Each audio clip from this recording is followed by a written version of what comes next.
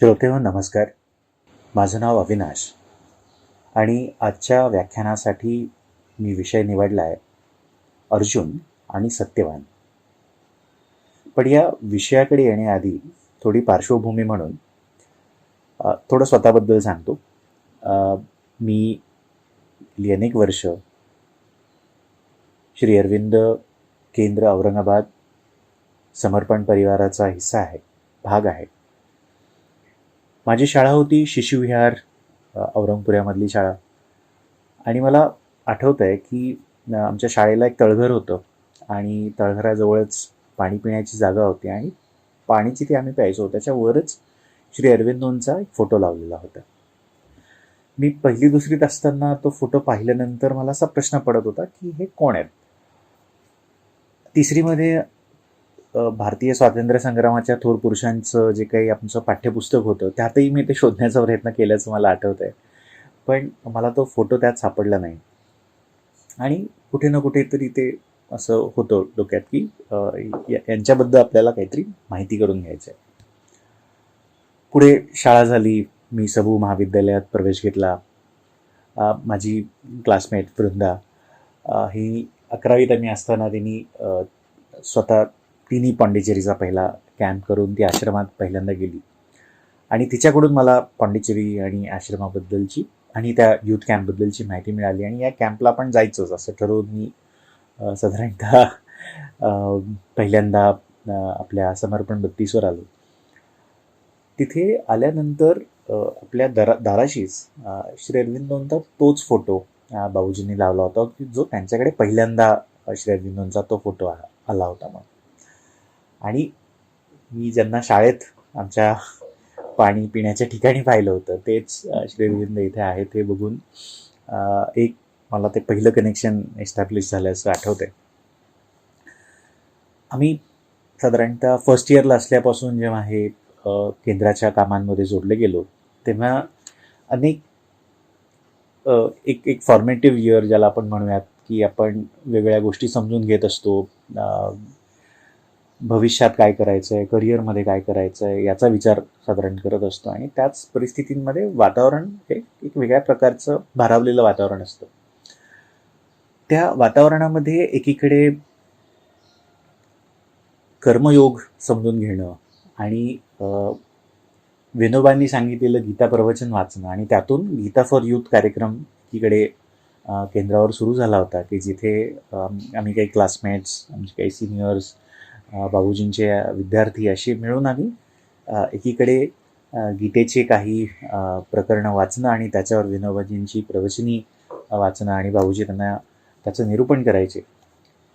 तर एकदा कॉलेजमध्ये आमच्या साधना शाह मॅडम यांनी V.V. चिपळूणकर हे जे शिक्षण संचालक होते आम्ही शाळेत असताना ते N4 भागामध्ये गीता भवन बांधतायत अशी पण थोडी माहिती दिली होती आणि त्यांना थोडी मदतीची गरज आहे तर काही करता येईल का असाही त्यांनी विषय साधारणतः आम्ही विद्यार्थी म्हणून आमच्यासमोर मांडला होता. त्यामुळं सरांची भेटण्याचा योग आला. ते स्वतः गीतेचे वर्ग घ्यायचे तर त्या गीता वर्गांमध्ये काही थोडंसं जाऊन बसायला मिळालं. आणि त्याचवेळी हे पण आठवतं आहे की बरेचसे तरुण हे पांडुरंग शास्त्री आठवले यांच्या गीता परिवाराचा भाग म्हणून सुद्धा गीतेवर अनेक चर्चा करायचे. तर असं अगदीच गीतामय वातावरण साधारणतः आम्ही कॉलेजमध्ये असताना होतं. आज ते आठवण्याचं खास कारण म्हणजे कारण ही दोन्ही पात्र जी आज मला त्यांच्यावर बोलावंसं वाटतंय ती कुठे ना कुठेतरी त्या महाभारताचा भाग आहेत. एक हिरो आहे, एक थोडासा साईड हिरो आहे, पण त्यांची चेतनेला घेऊन थोडीशी आपण आज जरा चर्चा करू शकतो का आणि त्याच्या मागच्या भूमिकेला घेऊन थोडी चर्चा करू शकतो का असा पण मानस आहे. एकीकडे एक नक्की जाणवत आहे की आज या सर्व प्रवासाकडे किंवा मागे थोडं वळून बघताना की रामायण असेल, महाभारत असेल या दोन्हीमध्ये एकीकडे जेव्हा रामाची चेतना, श्रीरामाची चेतना जेव्हा अवतरती आहे किंवा मानवी शरीर धारण करते आहे तेव्हा बरं आणि वाईट, सत्य आणि असत्य हे दोन खंडांमध्ये विभागलेलं आहे. आणि मग आपल्यासाठी भारत आणि श्रीलंका किंवा लंका श्रीलंका नाही या दोन भागांमध्ये ते विभागलं होतं. श्रीकृष्णाच्या चेतनेने मानवी शरीर धारण केलं तोपर्यंत सत्य आणि असत्य हे एकाच परिवारात आहे आणि एकाच परिवारामध्ये ते एकमेकाविरुद्ध उभं आहे. आणि जोपर्यंत श्री अरविंद आणि माताजी यांची चेतना मानवी शरीर धारण करते आणि त्या उच्च परमोच्च प्रभूला आपल्या सर्वांसाठी एकत्रित आणण्याचा जेव्हा प्रयत्न करते, तोपर्यंत सत्य आणि असत्य हे आपल्या चेतनेचा भाग झालेला आहे असं आपल्या आश्रमातले श्री आलोकदा पांडे सांगतात. आणि मला ते फार फॅसिनेटिंग, फार छान वाटतं की किती सुंदर पद्धतीने ते आताच्या परिस्थितीवरचं निरूपण करतात. दुसरा एक भाग त्यातला असा पण आहे की प्रतिकात्मकता ही आपल्या संस्कृतीचा फार अगदीच एक घनिष्ठ भाग आहे. एक अगदीच ती प्रतिकात्मकता जी आहे ती जोडलेली आहे आपल्या संस्कृतीशी आणि एक अशी संस्कृती म्हणता येणार नाही. भारत या सगळ्याला आपण एक संस्कृती जर म्हणणं, तर मला ते जरा त्या शब्दाशी न्याय होईल की नाही याला घेऊन शंका वाटते. कारण अनेक वेगवेगळ्या प्रकारच्या संस्कृतींचं एकत्रीकरण आणि त्या इतर संस्कृतींना आपापल्या जागा देऊन सुद्धा आणि काही ठिकाणी सांस्कृतिक उन्नयन होऊन सुद्धा ही प्रक्रिया जी आहे ती पॉप्युलर कल्चर ज्याला इंग्रजीमध्ये म्हणतात तशा स्वरूपात साधारणतः चालूच राहते आणि ती चालूच राहणार आहे. आणि त्यामुळे सहिष्णुता आणि त्या सहिष्णुतेबरोबरच एक सांस्कृतिक मिक्सचर म्हणूयात किंवा सरमिसळ म्हणूयात, या सर्वच गोष्टी आधीपासून चालत आलेल्या आहेत आणि त्या या पुढेही चालत राहतील. आणि त्या गोष्टीचा मला अभिमान पण आहे एक व्यक्ती म्हणून किंवा श्री अरविंदांना वाचताना जे लक्षात येत आहे ते म्हणून सुद्धा. आणि या प्रतिकात्मकतेचं एक उदाहरण द्यायचं झालं तर एकीकडे प्रतिकात्मकता जी असते ती शक्यता आहे की विज्ञानाला फारशी मान्य नसते, कारण विज्ञान हे बुद्धिनिष्ठ असतं. इंग्रजीत जसं म्हणतात की प्रूव्ह मी रॉंग, मला तुम्ही खोटं सिद्ध करा, या एका नियमावर विज्ञान चालत असतं. की मी हा शोध लावलाय, हा लिटमस पेपर निळा होतो, तर तो तुम्ही काळा करून दाखवला तर मी ते मान्य करेन. आणि प्रतिकात्मकता जी आहे ती प्रतिकात्मकता आपल्या संस्कृतीमध्ये एकीकडे फक्त प्रतिकात्मकता नाही आहे, तर त्या प्रतिकात्मकतेच्या मागे एक संदेश पण आहे. उदाहरणादाखल की झाडांमध्ये देवांचं किंवा भूतांचं वास्तव्य असतं, याला वैज्ञानिक दृष्टिकोनातून फार तसा काय अर्थ नसेल.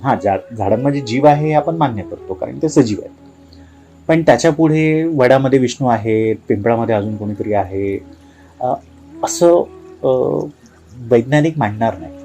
पण त्याच्या मागचा संदेश काय की जर खूप सारी वृक्षतोड होऊ नये आणि वृक्षतोड होण्याआधी लोकांनी विचार करावा, याचा अगदी ओव्हर सिम्प्लिफाईड संदेश जर द्यायचा झाला तर बऱ्याचदा या प्रतिकात्मकता वापरल्या जातात. आणि म्हणून दगडामध्ये पण देव होणं, त्याचं सिम्बलिझम येणं हा अगदीच संस्कृतीचा, हा आपल्या संस्कृतीचा किंवा मल्टिपल संस्कृतींचा हा घनिष्ठ भाग राहिलेला आहे. आणि या प्रतिकात्मकतेमधून जेव्हा मी अर्जुनाकडे किंवा सत्यवानाकडे बघायचा प्रयत्न करतोय तर मला एक त्यातून गोष्ट जाणवते ती अशी की हे अर्जुन कशाचं प्रतीक आहे? तो कर्मयोगी आहे. अर्जुन हा बुद्धिमान आहे, चाणाक्ष आहे, धनुर्धर आहे आणि तो खूप चांगली शिकण्याची इच्छाशक्ती असलेला व्यक्ती आहे. तो एक चांगला विद्यार्थी आहे आणि त्याला नवनवीन गोष्टी शिकायच्या आहेत आणि गोष्टी शिकत असताना त्यामध्ये प्रावीण्य मिळवण्याची ती त्याची चेतना आहे.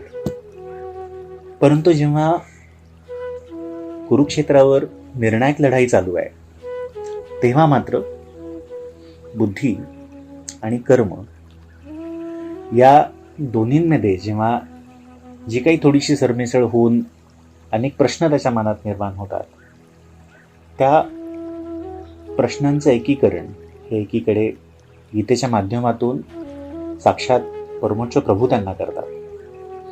आणि हे होत असतानाची प्रक्रिया जी आहे ती कुठेतरी बुद्धिनिष्ठतेला, अहंकाराची लागलेली जी काही थोडीशी ज्याला आपण म्हणूयात कवच आहे ते मोडून जोपर्यंत विश्वरूप दर्शन होत नाही तोपर्यंत बुद्धी हे इवन ईश्वराने सांगितलेल्या सत्याला मानत नाही. हा त्या सगळ्या गोष्टीचा प्रवास आहे.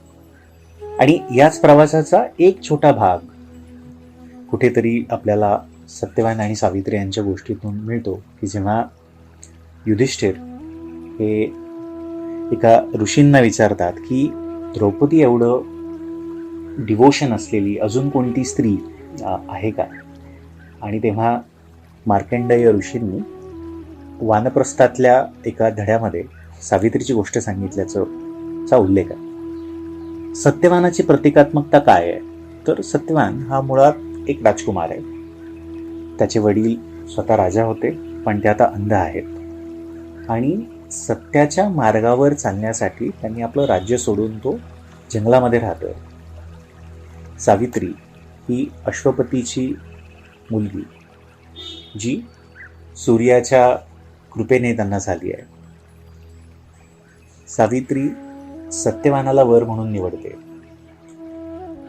नारद हे लग्नापासून 1 वर्षातच सत्यवानाचा मृत्यू होईल असं सांगतात.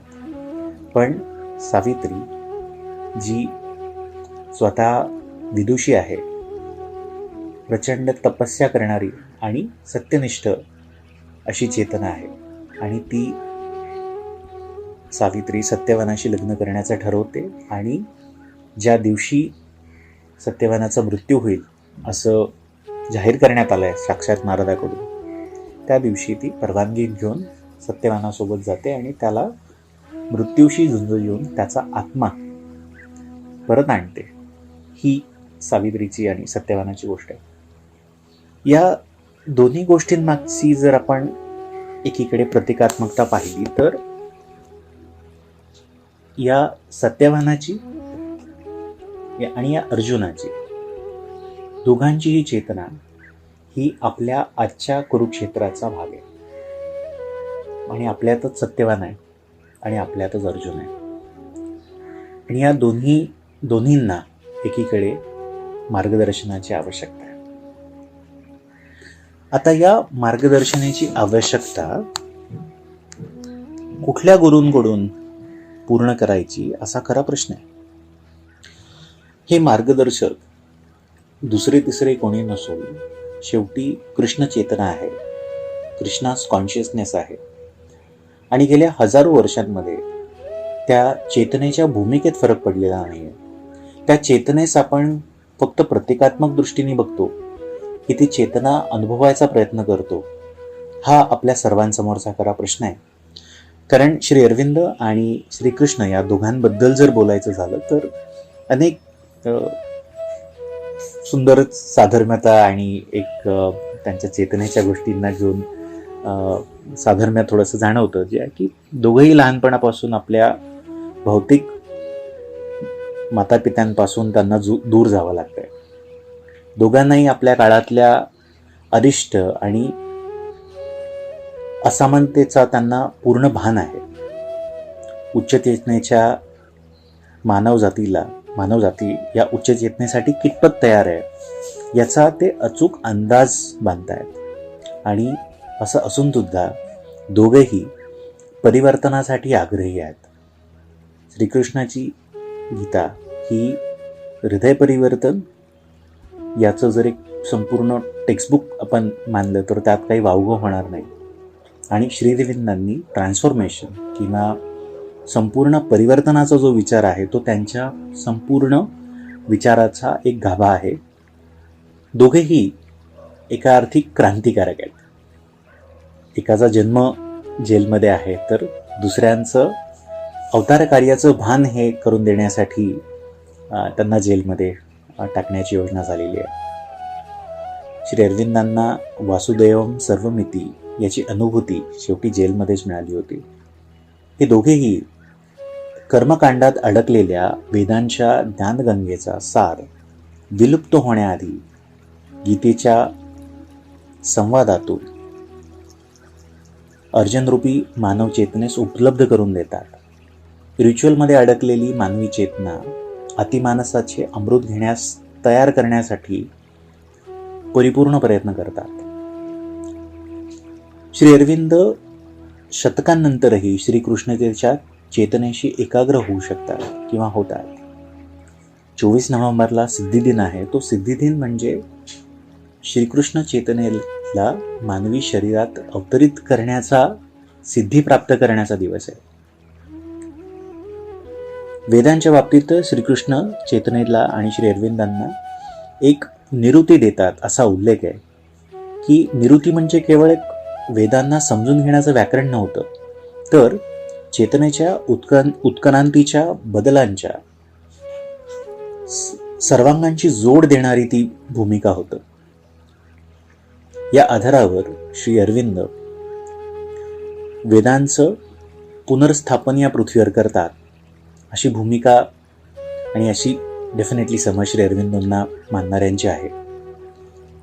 त्यामुळे श्री अरविंदांचे लिखाण हे केवळ लेखन नाही, तर त्यांच्या लेखणीतून अवतरलेलं प्रभू सत्याची अभिव्यक्ती आहे.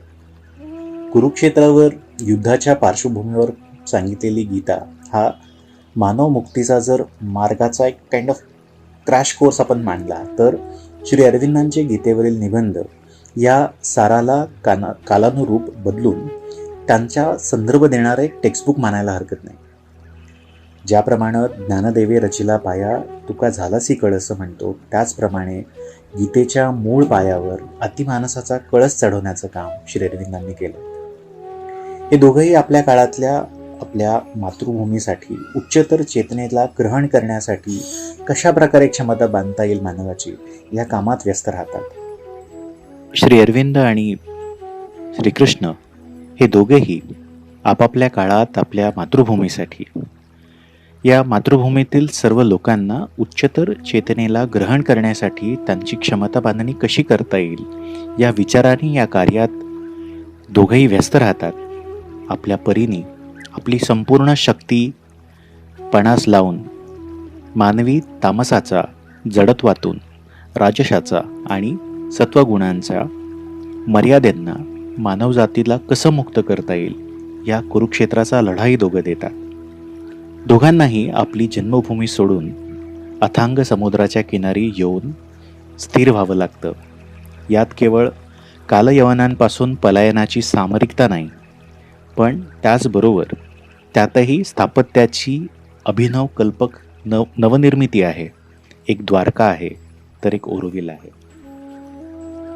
उच्चतर चेतना ग्रहण करून ती शिकवता आली नाही, तर यादव वंशही द्वारकेसह बुडतो आणि वेळेच अतिमानस अवतरला नाही आणि मानवी रूपांतर होऊ शकलं नाही, तर जागतिक तापमानवाढ आणि हवामान बदलाच्या या काळामध्ये मानव वंश हा जगतो की बुडतो या निर्णायक लढ्याच्या अगदीच टोकाशी आपणही उभे आहोत. श्री अरविंदांच्या चेतनेची अनुभूती मातेला कृष्णाच्या स्वरूपात व्हायची. त्यामुळे जेव्हा 1914 त्यांची पहिल्यांदा भौतिक भेट झाली, तेव्हा त्या चेतनेच्या स्तरावर श्रीकृष्णाशी दर्शन झाल्याची अनुभूती श्रीमा यांना झाली आणि तेव्हा राधेची प्रार्थना जन्माला आली. प्रार्थना अशी आहे: ओ thou whom at first sight I knew, for the Lord of my being and my God, receive my offerings. Thine are all my thoughts, all my emotions, all the sentiments of my heart, all my sensations, all the movements of my life, each cell of my body, each drop of my blood. I am absolutely and altogether thine, thine without reserve. What thou wilt of me that I shall be, whether thou choosest for me life or death, happiness or sorrow, pleasure or suffering, all that comes to me from thee will be welcome. Each one of thy gift will be always for me a gift divine, bringing with the supreme felicity. Shri Arvind, माताजी आणि श्रीकृष्ण यांच्या सहसंबंधांबद्दल श्रीमा एकदा सांगतात की श्री अरविंद आणि श्रीकृष्ण यांचा संबंध तर म्हणजे शब्दांच्या पलीकडचा होताच, पण जेव्हा श्री अरविंदांनी आपलं शरीर सोडल्यानंतर श्री माताजी पूर्ण आश्रमाचं काम करून सगळं संपून जेव्हा दिवसाकाठी आपल्या बिछाण्याजवळ जाऊन बसायच्या, तेव्हा आधी काही दिवस श्रीकृष्ण तिथे येऊन बसलेले असायचे. ते मातेबरोबर चालायचे. थकलेली माता आपला दिवसभराचा शीण काढण्यासाठी आपलं डोकं श्रीकृष्णाच्या खांद्यावर ठेवायची आणि त्यातून आलेल्या या आनंद अनुभूतीला शब्दात वर्णन करता येणार नाही असंही सांगायची. त्यानंतर श्री अरविंद विधेयी अवस्थेत त्यांना भेटायचे. एकदा श्री अरविंद, श्रीकृष्ण आणि माता यांचं एकत्रित सहवासाचा पण उल्लेख मातेने केलेला आहे. एका पत्रात श्री अरविंद लिहितात की माझ्या योगाचा उद्देश हा पृथ्वीवर दिव्य प्रेम आणि आनंदाची स्थापना करणे आहे. जोपर्यंत मानवी चेतनेत दिव्य प्रेमाची आणि आनंदाची स्थापना होत नाही तोपर्यंत हा उद्देश पूर्ण होणार नाही. एका अर्थी श्रीकृष्णाने सुरू केलेले हे कार्य पूर्णत्वास नेण्याचा मी प्रयत्न करत आहे. द सुप्रामेंटल ट्रू कॉन्शियसनेस, अतिमानस सत्याच्या चेतनेची स्थापनेशिवाय हे कार्य पूर्ण होणार नाही. ज्याप्रमाणे घोट ऋषींच्या थोडक्याच मार्गदर्शनाने श्रीकृष्ण आपली भूमिका समजून घेतात, त्याचप्रमाणे श्री विष्णू भास्कर लेले यांच्या मार्गदर्शनाने श्री अरविंद आपलं चित्त स्थिर करतात आणि अंतरीचा आदेश ऐकू लागतात. या पुढील टप्प्यामध्ये अलीपूर जेलमध्ये त्यांना वासुदेवम सर्वमितीची अनुभूती तर येतेच आणि त्याबद्दल ते उत्तरपारा भाषणातही सांगतात. यानंतर 1920मध्ये परब्रह्माच्या अनुभवाबद्दल श्री अरविंद बारिंदा यांना आपल्या एका पत्रात लिहितात आणि 1926मध्ये श्रीकृष्णाला त्यांनी माय डबल कॉन्शियसनेस, त्याचं शरीर धारण करणारे श्रीकृष्ण श्री अरविंदोंचं शरीर धारण करतायत आणि याला श्री मा यांनी the descent of Krishna into physical असं म्हणलेलं आहे, ज्याला आपण सिद्धिदिन म्हणतो. श्री अरविंद, श्रीकृष्ण आणि सावित्रीच्या महाकाव्याचा जर आपण संबंध पाहिला तर सावित्री महाकाव्याच्या शेवटच्या टप्प्यात जेव्हा सत्यवानाच्या चेतनेस घेऊन, आत्म्यास घेऊन जेव्हा सावित्री परत येत असते तेव्हा तिच्यासोबत एकीकडे कृष्णाच्या श्यामल मुखाचं, मोहक स्मिताचं वर्णन आहे, तर दुसरीकडे कालीमातेच्या उपस्थितीचं वर्णन आहे. सीमा जी माहेश्वरी, महाकाली, महालक्ष्मी आणि महासरस्वती आहे, या सर्वांच्या चेतनेला तिने सत्याच्या रूपात आपल्या सर्वांसमोर उपलब्ध केलेले आहे. रूपांतरासाठी आवश्यक ज्ञान आपल्या सर्व अर्जुनांसाठी उपलब्ध आहे, कारण आपल्याला अर्जुनापासून त्या सत्यवानाच्या चेतनेपर्यंत पोहोचायचं आहे आणि साधक म्हणून फक्त सत्यवान म्हणून राहायचं नाही, तर कर्मयोगातून अर्जुनाच्या भूमिकेतही जायचं आहे.